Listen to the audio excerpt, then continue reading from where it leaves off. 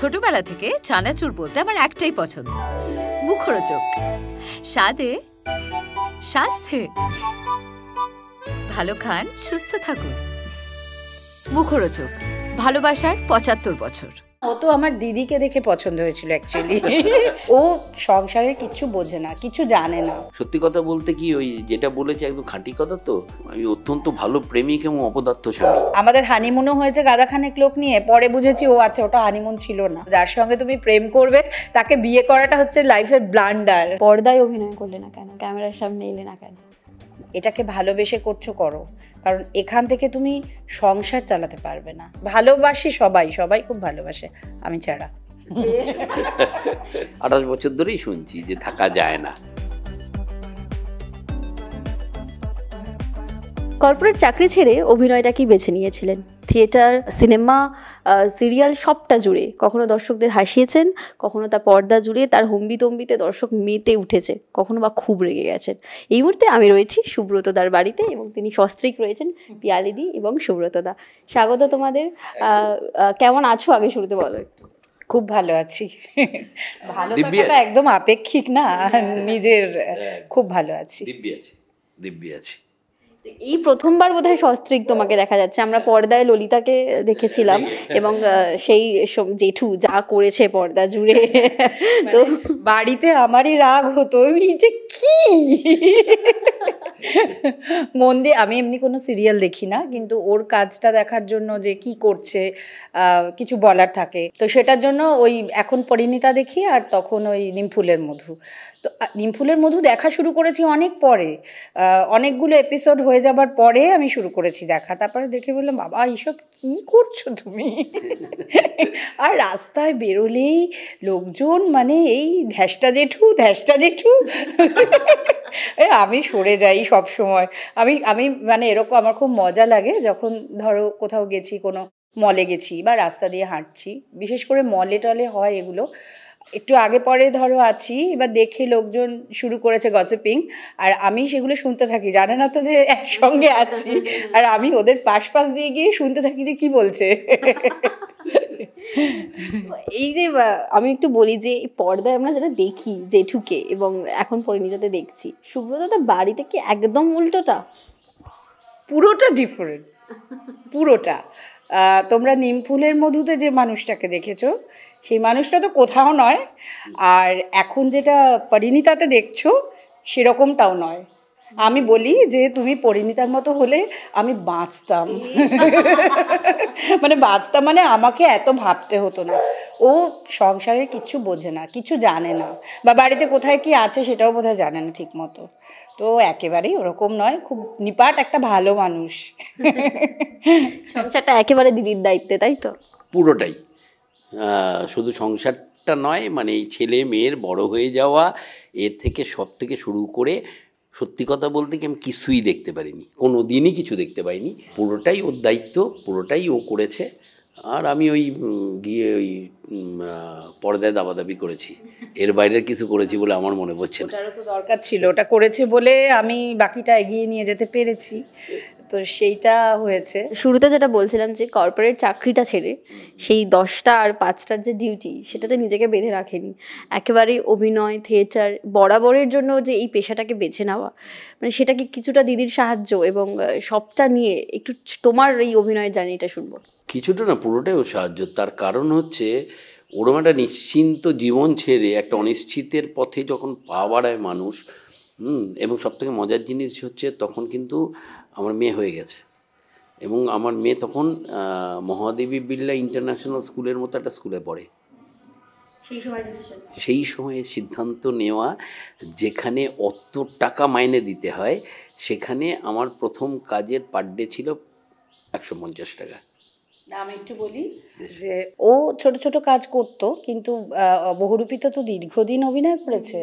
আর আমার অ্যাকচুয়ালি ওর সঙ্গে আলাপ বহুরূপীর সূত্রেই, কারণ আমার বাবা বহুরূপীতে ছিলেন, পরবর্তীকালে আমার দাদা। আমি খুব ছোট্টবেলা থেকে, বা আমার ফ্যামিলি, আমার দাদা দিদিরাও খুব ছোট্টবেলা থেকে আমরা বহুরূপীর সঙ্গে ইনভলভড। তো হ্যাঁ, সেখানে আমার দাদা একদিন রিহার্সাল থেকে এসে বলল যে বহুরূপীতে একটি ছেলে এসছে, আমার সঙ্গে আলাপ হলো। হ্যাঁ, তো তো তারপরে ও এলো আমাদের বাড়িতে, আর আমি তখন খুব ছোট, স্কুলে পড়ি, 5 টাইপে হবে। তো আসার পর দেখলাম আমার দাদার সঙ্গে ওর বন্ধুত্বটা মানে চরম পর্যায়ে চলে গেল। বেশিরভাগ দিনই হয় ও আমাদের বাড়িতে থাকতো, নয় দাদা ওদের বাড়িতে থাকতেন, মানে এরকমভাবেই চলছিল। তারপরে তো যাই হোক অনেক ঘটনা। আর এবারে যখন ইয়েটা ছেড়ে দিল, থিয়েটারটা ছেড়ে দিল, আমি বুঝতে পারতাম যে ওর কষ্ট হচ্ছে কোথাও, যে থিয়েটার ছেড়ে শুধু চাকরি, শুধু সংসার, ওর ভালো লাগছে না। তো এরম করতে করতে এরাও শত্রু টুকটাক, ও তো ইয়েতেও কাজ করেছে, ওই যে জন্মভূমি, হ্যাঁ, এরাও শত্রুতে একটা ওর কল এলো। তখন আমার পুপুলো মানে ছেলেও তখন গুড়ি আর কি। তো আমাকে বললো কি করব, আমি বললাম অবশ্যই অ্যাকসেপ্ট করবে, দেখো না কি হয়। তখন আমরা ভাড়া বাড়িতে থাকি কিন্তু, আর ফ্ল্যাট খুঁজছি, যে একটা কিছু ব্যবস্থা করতে হবে। তো বললো ঠিক আছে। তারপরে রজতদাকেও ফোন করলো, রজত গাঙ্গুলি, যে রজতদা আমি এসছি, আমি কী করব, মানে তারপরে তো সেই শুরু হলো, সেই এরাও শত্রু তো বোধহয় 15 দিনের জন্য ওকে ডেকেছিল, সেটা 2 বছর চলেছে, 4.5 বছর, 4.5 বছর। তারপরে তো টুকটুক করে রাখা আছে, হাজার পড়বে এরাও শত্রু, তারপর তো টুকটুক করে এই দিন যাচ্ছে। হ্যাঁ, এরাও শত্রুর একটা বিরাট ব্রেক। তার আগে যে কাজ করেছি তাতে ম্যাক্সিমাম 7 দিন, 10 দিন, 15 দিন, ম্যাক্সিমাম 15 দিন, 2 দিনের কাজ করেছি, 1 দিনের কাজ করেছি, এরকম বহু কাজ করেছি, টুকটুক টুকটুক করে কাজ করছি। এরাও শত্রুতে প্রথম ব্রেক দিলেন অঞ্জন চৌধুরী এবং আমার খুব কাছের বন্ধু সন্দীপ চৌধুরী। দুর্ভাগ্যবশত দুজনের কেউ আজকে নেই, দুজনেই চলে গেছে। বাবু আমার অত্যন্ত প্রিয়, অনেক ছোট আমার থেকে, তবু আমার বন্ধু ছিল। একসাথে দীর্ঘ সময় আমরা কাটিয়েছি, দীর্ঘক্ষণ কাজ করেছি আমরা একসাথে। ওইটা সত্যি মানে সারা জীবনের বিরাট একটা ব্রেক। মানে সত্যি কথা বলতে কি, এরাও শত্রুর পর আর কোনো দিন আমাকে ভাবতে হয়নি যে আমি বড় চরিত্র পাবো কি না, কেউ আমাকে নিয়ে ভাববে কি না। এবং তারপর থেকে যত চরিত্র পেয়েছি, তারপরে শাহানার কথা বলবো। শাহানা এরাও শত্রুর পর থেকে ভেঙ্কটেশে আমায় নিয়ে গেল, এবং সেখানে ভেঙ্কটেশে আমি 7 বছর ধরে ভেঙ্কটেশের কোনো সিরিয়াল নেই যেটা আমি করিনি, একটাও সিরিয়াল নেই, সমস্ত সিরিয়াল করেছি শাহানার সাথে। এবং শাহানা আমাকে দীর্ঘদিন মাতে, তারপরে পটল কুমার গানওয়ালাতে, ভূতুতে খুব ইম্পর্টেন্ট চরিত্র দিয়ে গেছে। তারপরে প্রেমের কাহিনীতে সব ইম্পর্টেন্ট চরিত্রগুলো আমাকে শাহানা দিয়েছে এবং করেছি। তারপরে এসে চলতে এই নিমফুলের মধু এবং তারপরে পরিণীতা। এই যে দীর্ঘ জার্নি একটা অভিনয়ের জীবনের, ওই তখন চাকরিটা ছেড়ে দিয়ে তারপর ছেলে মেয়ে রয়েছে, তো সেই সময় ব্যালেন্সিংয়ের সমস্যা হয়নি? সংসার, কাজ, ছেলে মেয়ের পড়াশোনা সবটা নিয়ে? মানে সমস্যা মানে কি, দেখো ছেলে মেয়ের পড়াশোনাটা তো এগিয়ে নিয়ে যেতেই হবে। মেয়ে একটা ওরকম স্কুলে পড়তো, তারপরে ছেলেও আস্তে আস্তে বড় হলো। তার মধ্যে কি করে হয়ে গেছে আমি ঠিক জানি না, আমি এখনো বুঝতে পারি না, কিন্তু হয়ে তো গেল আর কি। সেই দিনগুলো ভাবলে এখন, হ্যাঁ মানে অনেক টেনশনে জীবন কেটেছে, খুব টেনশনে। ছেলে অতটা দেখেনি, মেয়ে অনেকটাই দেখেছে। মেয়ে যখন ছোট তখন অনেকটাই দেখেছে, ছেলে কম্পারেটিভলি অনেকটা বেটার সময় দেখেছে। তবে ওদেরকে কোনোদিন না মানে অতটা কিছু, হ্যাঁ আমরা এমনিতেও আমাদের, দেখো আমরা মধ্যবিত্ত ফ্যামিলি, আমি কখনো চাইনি যে ওরা আমার কিছু থাকলেও যে ওরা বিশাল একটা কিছু করে বড় হোক, সেটা বুঝুক, এটা আমি কখনো চাইনি। আজকেও আমার ছেলে একটা ছেঁড়া টি শার্ট পরেই ঘুরে বেড়ায়, তার লজ্জা করে নতুন জামা কাপড় পরতে, হ্যাঁ। তো সেই জন্যে আমাদের ওই দিকগুলো থেকে, আর আমার ছেলে মেয়ের কোনো দিন কোনো ডিম্যান্ড ছিল না, কোনো দিন বলেনি যে এটা না হলে আমার চলবে না। হ্যাঁ, ওদের যে যে দরকারগুলো আমি নিজে বুঝেছি, আমি সেটা চেষ্টা করেছি দেওয়ার, কিন্তু ওরা কোনো দিন কখনো আজ অবধি কোনো ডিম্যান্ড নেই ওদের। এটা আমি ভীষণ লাকি ঈশ্বরের কাছে, যে যদি কেউ থাকেন ওপরে, ভীষণ লাকি আমি। তোমাদের দাম্পত্য, সংসার, প্রেম সবটার শুরুই বোধহয় অভিনয় দিয়ে বা থিয়েটারকে কেন্দ্র করে। থিয়েটার কেন্দ্রিক ছিল পুরোটাই থিয়েটার কেন্দ্রিক ছিল। মানে আমি বহুরূপীতে না গেলে কোনোদিন ওদের বাড়িতেও যাওয়া হতো না, ওর সাথে দালাপও হতো না, হয়তো অন্যরকম কোনো একটা জীবন হতো। না, ও তো আমার দিদিকে দেখে পছন্দ হয়েছিল অ্যাকচুয়ালি। আমার দিদি আমার থেকে বোধহয় 14 বছরের বড়। সে আমাদের বাড়ির সিঁড়িতে বসেছিল, মানে মজা করে এখন যে তোকে দেখেই আমি এসছিলাম এই বাড়িতে। তারপরে তারপরে সে এখনো খুব বন্ধু, আমার খুবই বন্ধু। তারপরে বিভিন্ন লোকজনকে, হ্যাঁ মানে আমরা 4 বোন, তো আমার মেজদিকে দেখে ওর ভাল লেগেছিল। মেজদির তখন 2 মেয়ে, তারা আমার থেকে বেশি ছোটও নয়।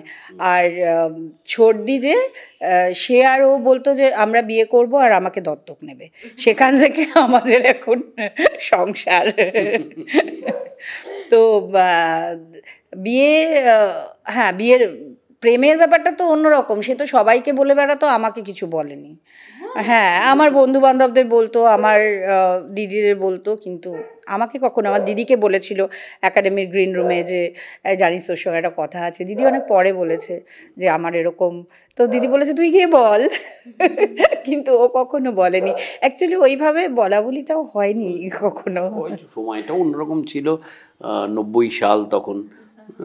জীবনটা অন্যরকম ছিল একদম, এতটা ফাস্ট ছিল না, এখন আমার ছেলে বা মেয়ের যা জীবন, হ্যাঁ, তো জেট গতিতে চলছে আমি দেখছি। হ্যাঁ, কখন যে বড় হয়ে গেল, হ্যাঁ, কখন যে সায়েন্টিস্ট হয়ে গেল, হ্যাঁ, তো বুঝতেও পারলাম না। হ্যাঁ, যাই হোক, হয়ে গেল আর কি। এই যে এতগুলো বছর একসাথে কাটিয়ে ফেলেছো, এই দাম্পত্য সংসার, এই জীবনটা মানে যখন শুরু করেছিলে তারপর থেকে দুজনের বদল কতটা লক্ষ্য করেছো? পাশে অসহায় পাশে থাকা, অনিশ্চয়তা জীবন, সবটা দেখেছো একসাথে? অনেক বদল। দুজনেই প্রচণ্ড রাগী ছিলাম।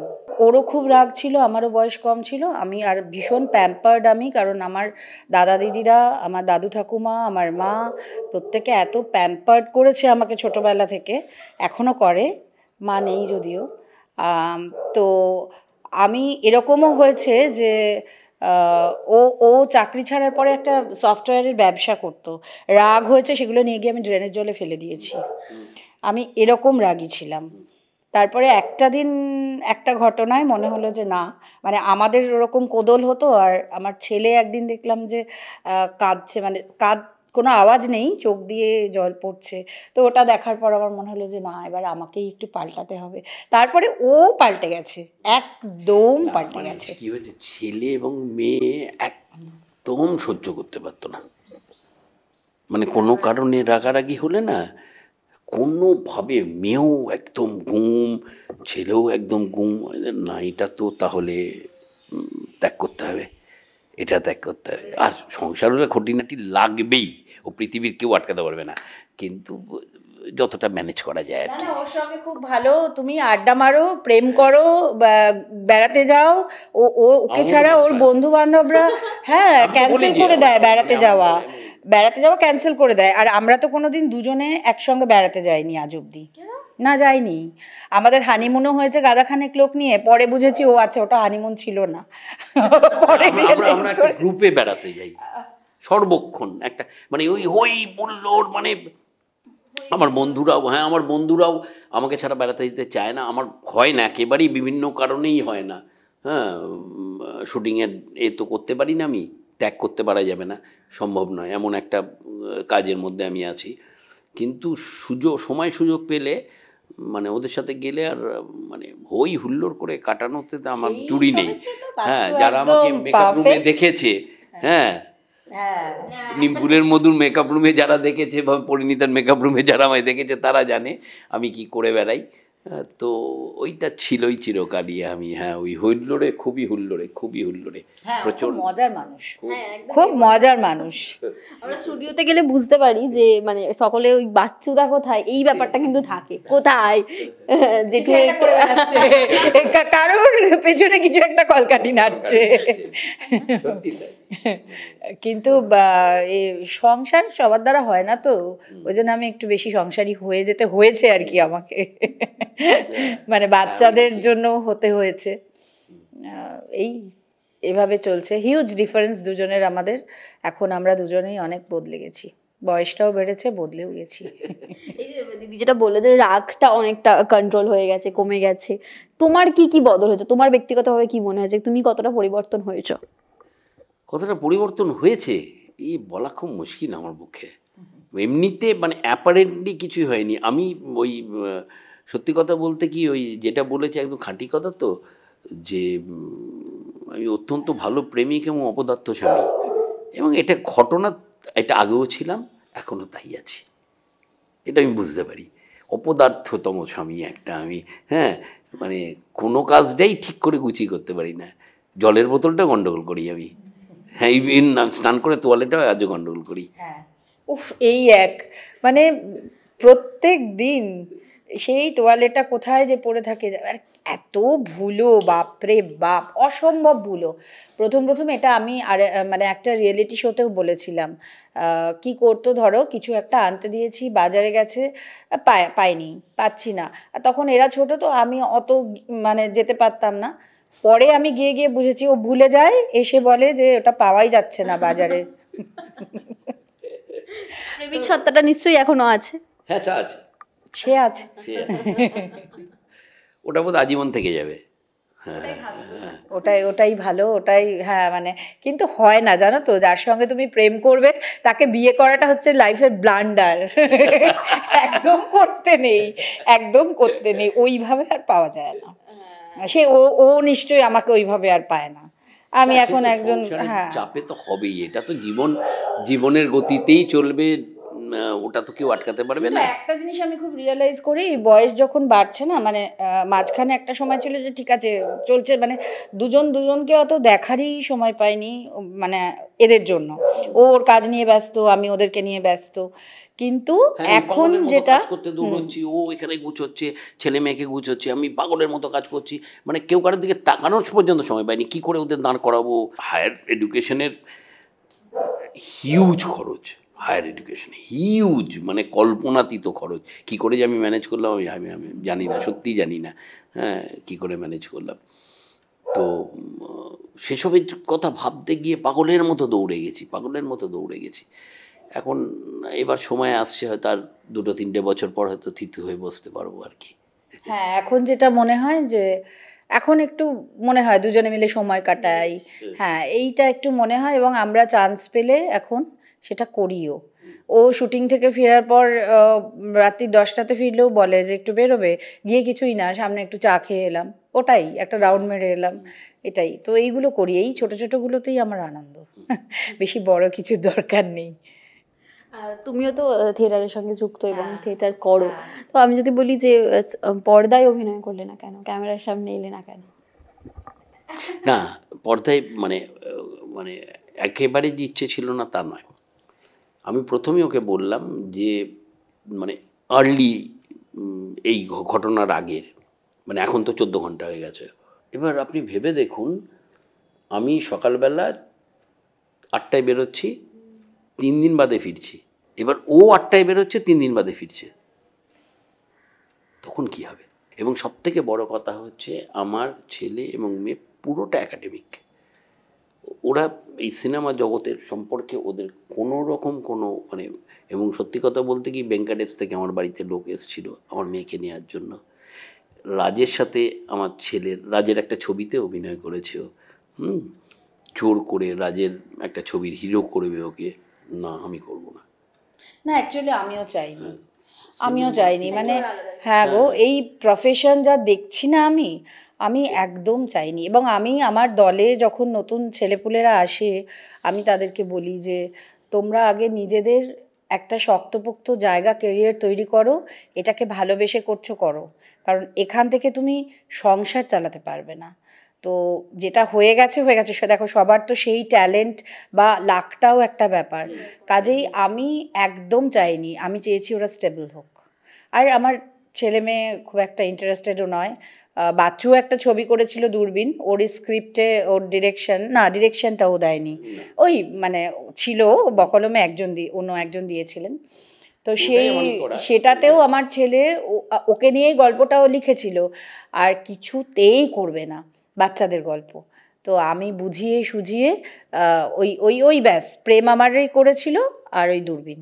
তারপর থেকে আমিও চাইনি, কারণ প্রেম আমারে গিয়ে রাজ মানে প্রলয়তেও তো পুপুল করেছিল, প্রলয়তে জোর করে করিয়েছিল ওকে, প্রলয় বোধহয় লাস্ট। প্রেম আমারের সময় যেটা আমি দেখেছি, ভোর 3টে ও স্কুল থেকে ওকে আমি নিয়ে যেতাম, ওখানে গিয়ে পড়াশোনা করতো, যা হয় যেরকম।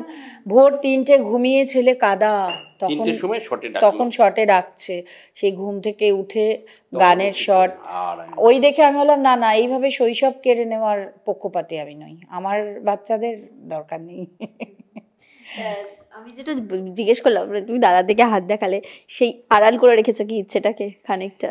হ্যাঁ, মানে আমার ডেফিনেটলি, দেখো তুমি যেরকম বলছো সেরকম সবাই বলে যে যেহেতু ও আছে তুই কেন করলি না, তুমি কেন করছো না, এটা শুনতে শুনতে আমার রাগ হয়। আমি চেয়েছিলাম করতে, কিন্তু ও চায়নি, সেটাকে আমি রেসপেক্ট করেছি। এটা বিরাট জায়গা যে দুজনকে সম্মান করা, এবং আমি ভীষণ চেয়েছিলাম, এখনো চাই, কিন্তু এখন আমার বয়স হয়েছে তো এখন আমার ভয় করে যে বাবা পারবো না, তারপরে গালাগালি দেবে, তখন ওর সম্মান যাবে। কি দেখে মনে হয় না বয়স হয়েছে। এখন করলে কি তুমি রাজি হবে? না না, এখন করতে পারে, এখন আমি তো বলেইছি এখন ইজিলি করতে পারবে, কিন্তু ওই যেতে ভয় পায়। এখন করতেই পারে, কারণ এখন আর ওদের দেখতে হয় না। সত্যি কথা বলতে কি, আমি স্বার্থপরের মতোই চেয়েছি, কারণ মানে আমার ভীষণ মনে হয়েছিল যে আমি যে অনিশ্চিত রাস্তাটা বেছে নিয়েছি, আর ওরা মানে বাচ্চা বয়স থেকে পড়াশোনাটা খুব মনোযোগ দিয়ে করতো, ওইটা আমার কাছে খুব ইম্পর্টেন্ট ছিল। আমার বাচ্চা বয়স থেকে মনে হচ্ছে, আর সব থেকে বড়ো কথা হচ্ছে ওদের বাড়িতে পড়াশোনার মারাত্মক চল। বড়দির বড় ছেলে ডাক্তার, মেজো ছেলে নাসায়, ছোটো ছেলে আইআইটি, ওর মেজদির বড় ছেলে খড়গপুর আইআইটিতে পড়ায়, মেয়ের খড়গপুর আইআইটিতে পড়ায়, ও স্টার্টআপও আছে। আর ওই আমার মানে ছোট ছর্দি, যার কথা বলে যে আমার বন্ধু, একদম ডাক্তার, এক ছেলে হাজবেন্ড ডাক্তার, ছেলে সায়েন্টিস্ট। হ্যাঁ, মানে এই লেভেলে সব পড়াশোনা, ওই পড়াশোনাটা আছে। তো আর এরাও খুব পড়াশোনাটা খুব ভালোবাসতো, তাই মনে হয়েছিল যে ওদের যদি একটু গাইড করা যায়, আমার পক্ষে তো সম্ভব হচ্ছে না, ওদের যদি একটু গাইড করা যায় ওরা বোধহয় খুব হাই লেভেলে যেতে পারবে, সেটা গেছেও। আমি অনেক দিনই বলেছি ওকে, আমি এরকম হয়েছে থিয়েটার ছেড়েওছি, থিয়েটার করেছি, মেয়ের পরীক্ষা আইসিএসসি এই সিবিএসসি বোর্ড দুটো তখন ছেড়ে দিয়েছি। ছেলের যখন সিবিএসসি, তার আগে থেকে 2017 আমাদের কলকাতা বহুস্বর ফর্ম করলো, তখন আমি দেখলাম মেয়েও তো কিছুটা বড় হয়ে গেছে, আর ওরা খুব আন্ডারস্ট্যান্ডিং। আমাকে বললো যে তুমি তো আমার মেয়েও কোনো দিন মানে ওই যে রাত জেগে পড়ছে, আমি পাশে বসে থাকা কোনো দিন করিনি, কিন্তু আমি করিনি এই জন্যই যে ওদেরকে আমি এটা বোঝাতে চেয়েছি যে এই কাজটা আমি যেমন কাজ করি, বাবা যেমন কাজ করে, সেরকম এটাও তোমাদের কাজ। হ্যাঁ, আমি এবং আমাকে বলতো যে পরীক্ষাটা তো তুমি দেবে না, তুমি ঘুমো গিয়ে। তো আমি কিন্তু ঘুমিয়ে পড়তাম, হ্যাঁ আমি দেখতাম, আমি খেয়াল রাখতাম। যেমন 10 বোর্ডের আগে একদিন দেখলাম সারাদিন আমার মেয়ে টিভি দেখে গেল, আমি কিচ্ছু বলিনি, টিভি দেখলো। রাত্রিবেলা বললাম আজ কি করলি সকাল থেকে, বললো হ্যাঁ, তো সারা রাত্রির পড়লো। তো ওটা নিয়ে দুজনেই খুব ভালো মার্কস পেয়ে ভালো স্কুলে ভালো কলেজে পড়েছে। আমার ওদের নিয়ে সত্যি আমার কিচ্ছু বলার নেই, মানে আমি বলি না, কিন্তু সত্যি আমি প্রাউড মাদার। সেভাবে বড় করাটাও খুব ইম্পর্টেন্ট ছিল, যেটা তোমরা দুজনে ব্যালেন্স করেছো। আমি তো দেখেছি ওদের কখন যে পড়ে সেটাই তো বুঝতে পারলাম না। আমাদের ভীষণ ঝগড়া হয় জানো তো। হ্যাঁ, আমার ছেলের সঙ্গে প্রচন্ড ঝগড়াই, সারা রাত্রির জেগে থাকে, সারাদিন ঘুমোয়, তো ঝগড়া হবে না? মেয়ের সঙ্গেও ঝগড়া হয়, কিন্তু ওটাই আর কি, যে ঝগড়া করার পার্টনার আমরা, আর চলেও না, তিনজনকে ছাড়া চলেও না। ওকে কম পায় তো ওরা, ওকে পেলে খুব খুশি হয়ে যায়। আমরা বোধহয় আমাদের ম্যারিড লাইফ 30 বছর, ঠিক আছে, আমার মেয়ের বয়স 28। এতদিনে এই ফার্স্ট টাইম আমরা 5 জন মানে উইথ পেচু, আমরা এবার যখন মেয়ে এসেছিল বেড়াতে গেছিলাম একদিনের জন্য। এটা আমাদের লাইফ টাইম অ্যাচিভমেন্ট। সত্যিকার একসাথে যাওয়াই হয় না, কারণ পেঁচুকে রেখে যাওয়া যায় না, আর সব জায়গায় পেঁচুকে অ্যালাউ করে না। এমন একটা জায়গা পাওয়া গেল যেখানে পেঁচুকে অ্যালাউ করা যাবে, পেট ফ্রেন্ডলি। এবার ঠিক আছে চলো, এই গাড়ি নিয়ে বেরিয়ে গেলাম 5 জনে। একটা মেয়ে এসেছিলো বলেই হয়েছে, আবার মেয়ে যখন আসবে আবার হবে। অ্যাকচুয়ালি ওই বাড়িতে কাজের লোক রেখে বাচ্চা মানুষ আর একে ক্রেসে, এই দুটোরই আমরা আমি পেঁচুকে ক্রেসে রাখতে এইটাতে বাচ্চার সঙ্গে আমার খুব মিল। এমনিতে তো নর্থ পোল সাউথ পোল, কিন্তু এইটাতে হ্যাঁ না, তবুও ওরা যখন একটু একটু করে বড় হয়েছে আমি বলেছি যে এবার আমি কাজ করি। আমি টিচার্স ট্রেনিং নিলাম মন্টেসরি, তা যেখানে নিলাম সেখান থেকে আমাকে ডাকলো, বললো সিভি জমা দাও, তোমাকে ভালো লেগেছে। ও বললো যে তুমি ক পয়সা পাবে, এখন ছেলের ওই প্রাইম টাইমে তুমি বেরিয়ে যাবে, হবে না। হলো না। হ্যাঁ এখন তো ইচ্ছে করে, ইচ্ছে ভীষণই করে, খুব ইচ্ছে করে, কিন্তু এখন আর ওই সাহসটা নেই, বয়স হয়েছে তো। সাহসটা তো দাদা জোগাবে, তাই না বলো? আমি এবার ঠিক করেছি, এবার নিয়ে গিয়ে আলাপ করিয়ে দেবো যে যাও কাজ করো। আর তারপরে জানো তো না, ভেঙ্কটেশ থেকে আমাকে বলেও ছিল ওই বলো এটা কি, ওই সিরিয়ালটা হচ্ছিল তখন ইন্দ্রাণী হালদারের ওই গোয়েন্দা গিন্নি, হ্যাঁ, এবং যে যে ডেটগুলো, হ্যাঁ 3 দিন না 4 দিনের কাজ ছিল, তখনই ও শো নাটকের শো, ডিরেক্টর ছাড়লেন না, বললেন যে একটাই তোকে ছেড়ে দিতে হবে। একটা কে আমাকে ছেড়ে দেবে বলো? নতুন কাজ করতে গিয়ে কোনদিন একটার সময় তাকে প্যাকআপ করে দেয় নাকি? করতে পারলাম কোনোদিন করে না। এরকম অনেকবারই হয়েছে যে নাটকের সঙ্গে। কেন অনন্যাটা তো ডেকেছিল তোমাকে কলকাতা, জয়কালী কলকাতা বালিতে ডাকলো না তোমাকে? স্যান্ডি ডাকলো তো, হ্যাঁ স্যান্ডি ডাকলো, কিন্তু একই জিনিস, থিয়েটারে শো পড়ে গেল। থিয়েটার করলে যেমন আমাকে থিয়েটারটা ত্যাগ করতে হয়েছে এটা করব বলে, কারণ আমি জানি আমি যে পজিশনে গেছিলাম এখানে কাজ করতে, আমি যদি থিয়েটার ছাড়ি হ্যাঁ তাহলে আমাকে কিন্তু 4.5 বছর এটা সত্য আমি করতে পারতাম না, কারণ ওটা রেগুলার করতাম আমি, প্রতিদিন, মাসে 22 দিন করতাম। ইভেন আমার মনে আছে আমাকে যখন শাহানা মাতে ডেকে নিল, মায়ের আগে আমাকে একটা রেখেছিল বিসর্জন বলে, ইটিভিতে হতো, আমার মনে আছে ভেঙ্কটেশে এভাবে কাজ করেছি আমি। আমার প্রথম, আমি মানে বুক বাজিয়েই বলি যে আমার প্রথম গাড়ি কেনার জন্য সবথেকে বেশি যার ক্রেডিট হচ্ছে ভেঙ্কটেশ ফিল্মস। তার কারণ হচ্ছে যে তখন আমি সকাল 8টা থেকে দুপুর 2টো অবধি বিসর্জন বলে একটা সিরিয়াল করতাম, তারপরে ওখানে খেয়ে দিয়ে ওখানে গাড়ি দাঁড়িয়ে থাকতো, ওখান থেকে চলে যেতাম আমি 3টে 3:30-র সময় মাতে করে রাত্রি 9টা নাগাদ মা শেষ হয়ে যেত, সেখান থেকে চলে যেতাম আমি মুন সিটিতে, ওই লাবণী যে সিরিয়ালটা করতো ভেঙ্কটেশেরই, ওটার নাম হচ্ছে মিসেস সিনহা রায়, সেটা করতাম সারা রাত্রির, হ্যাঁ 3টে শো করতাম, করে সকালবেলা আমাকে মুভিটনে নামিয়ে দিত, আমি মুভিটনেই স্নান ফান করে ঘুমোতাম, করে আবার 8টার সময় বিসর্জন করতাম, এবং এটা দিনের পর দিন করেছি। দিন তো এইভাবে কেটেছে, মানে সব বাড়িতে পুরো তুমি একা তাহলে? যাত্রা, আরে এরকম হয়েছে, বন্যা হয়ে গেছে।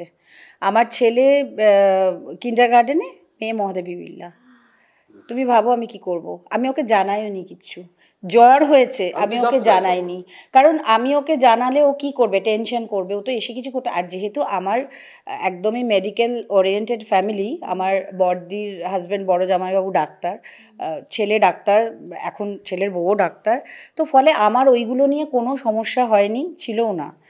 তো আমি এখন হাফ ডাক্তার হয়ে গেছি অলমোস্ট। ওর কিছু হলে মানে আমাকেই জিজ্ঞেস করে কি করব, কি করতে হবে বলো, যাই হোক। তো সেই জন্য আমি কখনো ওকে না খুব একটা বাড়িতে কি হচ্ছে, ওরা কি করছে, ওদের কি এমনি এমনি বড় হয়ে গেছে, হয়নি তো, অনেক কিছুই হয়েছে।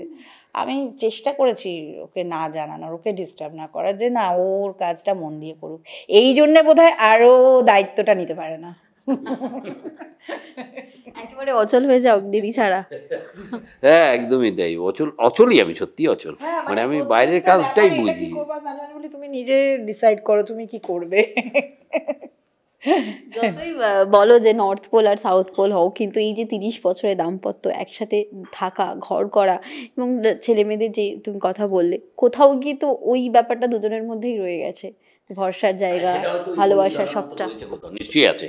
নাহলে এতদিন ধরে রইলাম কি করে। হ্যাঁ, আমি মাঝে মাঝেই বলি তোমার সঙ্গে আর থাকা যাচ্ছে না, থাকতে পারবো না। এবার ও না বুঝে গেছে ওটা, মানে বলি আর কি। হ্যাঁ, তারপর ভাবি যে না বাবা। 30 বছর ধরেই, প্রায় 30 বছর না, বোধহয় 1-2 বছর বাদ দিলে 28 বছর ধরেই শুনছি যে থাকা যায় না, এত অযোগ্য মানুষের সাথে থাকা যায় না।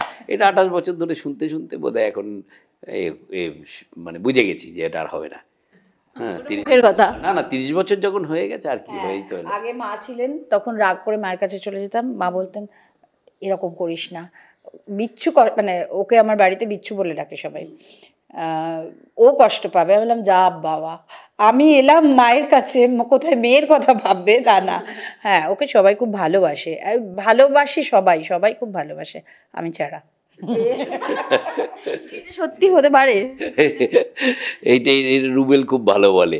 হ্যাঁ, রুবেল বলে এই যে লোকটা না, ইনফ্যাক্ট সেদিনকে আমাদের যে গোপালের চরিত্র অভিনয় করে দ্রোণ, দ্রোণ তো দীর্ঘদিনের সম্পর্ক, ওর সাথে ও আমাদের থিয়েটারের সাথে যুক্ত, ওর ছিল এক সময় আমার সাথে দীর্ঘদিন। তোর বইমেলাটা কবিতার বই বেরিয়েছে, তো বললো বাচ্চাদের কবিতা, আমি অবশ্যই পড়বো, আমি একটা বই আমাকে দে তুই, আমি কিনবো। পাগল নাকি, আমি তো বিক্রি করবো না বইটা কোনোভাবে না, আমি বইটা আনবো। তো বইটা এনেছে, এনে আমি বললাম যে এই যে তোমার জন্য দাদা বই এনেছে। আমি বই আনলাম যে লিখে দিতে হবে, সই করে দিতে হবে। অবশ্যই, সইটা করে দিল। তারপরে আমি এখানে বাড়িতে এসে বইটা যখন খুললাম, তখন দেখলাম ও সেই ভালোবাসার কথাই লিখেছে, যে এই লোকটাকে ভালো না বেশি কী করবো। হ্যাঁ, ইনফ্যাক্ট ওইখানে সবাই তাই একই কথাই বলে, রুবেল, পর্ণা, মানে নিমফুলের পুরো টিম, এন্টায়ার টিম। আমার খুব ভালো লাগে যে ওকে যে সবাই এত রেসপেক্ট করে, ওর থেকে যে লোকে শেখে, এইটা আমার খুব ভালো লাগে। ও এমনিতে তো প্রচুর ক্লাস টাস আগে নিত, রবিবারও থাকতো না বাড়িতে, তো যাত্রাও করেছে মাঝখানে 2 বছর। সেটা আমি তারপরে আর করতে দিইনি, এত পরিশ্রম না, রাতের পর রাত জাগা, শরীর খারাপ হয়ে যায়, তারপরে আমি আর করতে দিইনি 2 বছর করার পর। আর যাত্রা করলে কি হয়, টিভি থেকে একদম ডিটাচ হয়ে যায়, তখন আবার নতুন করে কাজ পাওয়া, মানে এগুলো দেখেছি তো, দেখে দেখে আমার একদম বোঝা হয়ে গেছে এখন যে ব্যাপারটা কি। তারপরে ওই 2 বছরই করেছিল, তারপর আর দিনই করতে। ছেলেমেয়ের সঙ্গে দেখা হতো না বাচ্চাদের সঙ্গে। হ্যাঁ সত্যি, যাত্রাতে তো তাই, মানে একবার বেরোলাম হয়তো 4 দিন 5 দিন 6 দিন পরে বাড়ি ফিরলাম, একটা দিন বাড়ি থাকলাম, তারপরে আবার চলে গেলাম কোথাও, আজ বীরভূম, কাল বাঁকুড়া, পরশু মেদিনীপুর, এইভাবেই চলছে। বা সকালে ফিরতো, দুপুরবেলা খেয়ে ঘুমিয়ে রেস্ট নিত, আবার রাত্রিরে 8টায় গাড়ি আসতো, চলে যেত। এই যে কখনো কাজ রয়েছে বা কখনো কাজ নেই, এই যে গ্যাপিংটা থাকে ধারাবাহিকের ক্ষেত্রে, মানে আমরা এই যে ডেটসের প্রবলেম হয়, কোন চরিত্র কখনো অফ হয়ে যাচ্ছে, এই সব কিছুর সময় যখন একটা তো চাপ হয়, একটা তো রোজগারের জায়গা, তো সেই জায়গাটা কতটা সাপোর্ট ছিল দুজনের ক্ষেত্রে? সেটা তো চিরকালই ছিল, যখন যেরম গেছে দিন সেরমভাবেই দিন কাটিয়েছি। সত্যি কথা বলতে কি, যেরম দিন গেছে সেরম দিন কাটিয়েছি। হ্যাঁ, মানে আমি ওই ভেঙ্কটেশ যখন ওই বললাম না প্রথম গাড়ি দিয়েছিল, সেই গাড়িটা এইটুকু একটা গাড়ি ছিল, জেন, সেভাবেই চলেছে।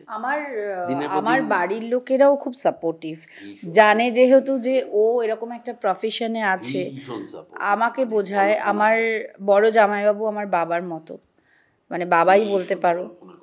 তো ওরা এত মাথার উপর ছাতার মতো আছে না, ওরা আছে বলে আমি খুব নিশ্চিন্তে থাকতে পারি। হচ্ছে আমার স্কুল জীবন থেকে আমার আসল পাড়ার, আমার স্ট্রিটের বন্ধু বান্ধব, গৌতম, কেষ্ট, কিশোর, পার্থ, সুভাষিস, মানে কি বলবো, মানে এরা বন্ধু।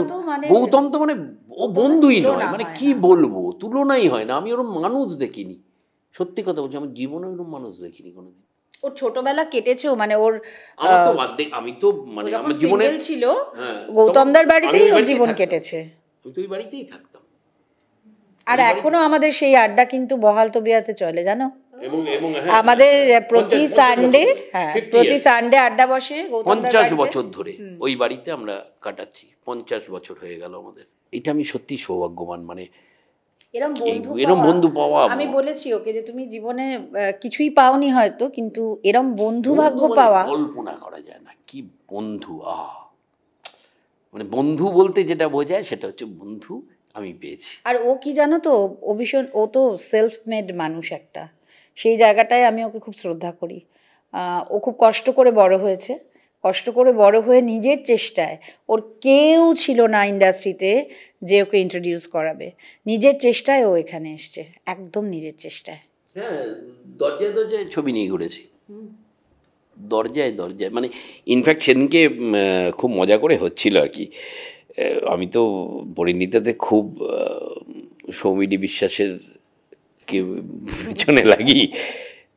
সৌমিলি অত বড় স্টার একটা, ফ্যাক্ট স্টারও। এবং ইনফ্যাক্ট আমি বলছি, মানে আমি যখন ছবি ইন্ডাস্ট্রিতে ঘুরছি তখন কিন্তু সৌমিলির হিরোইন, অনেকগুলো কাজের হিরোইন, হ্যাঁ, ইভেন গত বছর সোনার সংসারে আমার হাতে অ্যাওয়ার্ড কিন্তু সৌমিলি বিশ্বাস তুলে দিয়েছে, সে ছবি আছে আমার কাছে। হ্যাঁ, ও স্টার। হ্যাঁ, যদিও ওর সাথে যে বদমাইশিটা আমি করি সেটা মানে কল্পনাই করা যায় না। আমাকে যখন অ্যাওয়ার্ড দেওয়া হচ্ছে আমি তখন তাকিয়ে বলেছিলাম, আপনারা আমার প্রশংসা করছেন, তবে জেনে রাখুন আমি এই যে এটা পাচ্ছি তার ক্রেডিট একজনেরই, সে হচ্ছে রুবেল দাস, যে বসে আছে। ও যা অভিনয় শিখিয়ে দেয়, এবং সত্যিকারের ও কী করে, রুবেল কোনো দিন মেকআপ রুমে গেলে আপনি দেখতে পাবেন, মানে এখন তো নিমপুল করি না, ও স্ক্রিপ্টটা নিয়ে, এবং রুবেল তো অসাধারণ মিমিক্রি করতে পারে, অসাধারণ। আমার মতো গলা করেও স্ক্রিপ্টটা পড়তো। এবং সবথেকে বড় কথা, আমি তো কোনোদিন স্ক্রিপ্ট পড়ি না, আজও স্ক্রিপ্ট পড়ি না, আমি কোনোদিন স্ক্রিপ্ট পড়ি না। আমি যা অভিনয় করছি উইদাউট স্ক্রিপ্ট পড়ে, আমি স্ক্রিপ্টটা শুনি, কাউকে একটা পড়ে দিতে হবে আমাকে, সে পড়লে আমি শুনি, এবং শুনে তারপরে আমি আমার মতো করে অভিনয় করি। এটা চিরকালের স্বভাব আমার। তো সেই জন্য রুবেলের কাজ ছিল, রুবেল স্ক্রিপ্টটা পড়তো, এবং প্রতিদিন ও আমার মতো করেই স্ক্রিপ্টটা পড়তো। এবং আমি সেই জন্যই বলেছিলাম যে রুবেল যেটা আমি শিখিয়ে দেয় সেটাই গিয়ে বলে চলে আসি। ধারাবাহিকে যেরকম এই জুটির একটা গল্প থাকে, তো যে জুটি জমে যাওয়া, কিন্তু এই যে চরিত্রগুলো, কখনো জেঠু, কখনো বাবুর মা হয়ে ওঠা, এই চরিত্রগুলো ছাড়া বোধ হয় ধারাবাহিক হতো না। তোমার কি মনে হয়? না, একদমই তাই। এবং আমি এর আগেও একবার বলেছিলাম, হিরো হিরোইন থাকতেই হবে, তাদের ঘিরেই গল্প হয়, কিন্তু একটা মেগা সিরিয়ালকে যদি সাকসেসফুল করতে হয়, তাতে যারা কাস্টিং করে, ক্যারেক্টার রোল যারা করে, তারা যদি স্ট্রং না হয়, সে সিরিয়ালকে কেউ বাঁচাতে পারবে না, কেউ না, আমি গ্যারান্টি দিয়ে বলে দিচ্ছি। হিরো হিরোইন তো থাকবেই। আমি ছড়ে নিলাম, নিমপুরের মধুতে রুবেল সবাই চেনে, পর্ণা মানে পল্লবী সবাই চেনে, ঠিক আছে, পারুলকে কে চিনত? ভেরি ট্যালেন্টেড, ছেড়ে দিলে মেয়েটি, ছেড়ে দে। হিরোর ভাই উদয়, সে তো হিরোর ভাই, হিরো কথা থেকে হলো, কে চিনত? তাহলে পরিণীতা দিনের পর দিন সবাইকে হাওয়া করে দিচ্ছে। কী করে হাওয়া করছে? তার কারণ হচ্ছে ওরা দুজনের পাশাপাশি যে ক্যারেক্টার্সগুলো আছে সেগুলো ভেরি স্ট্রং, সেগুলোকে লোকে অ্যাকসেপ্ট করছে, তাদের লোকে ভালোবাসছে। তাই খালি হিরো হিরোইনের গল্প দিয়ে তো সম্ভব নয়, হিরো হিরোইনকে বাকি গল্পগুলো যোগাবে কে, এটা আমি বারবার মনে হয়।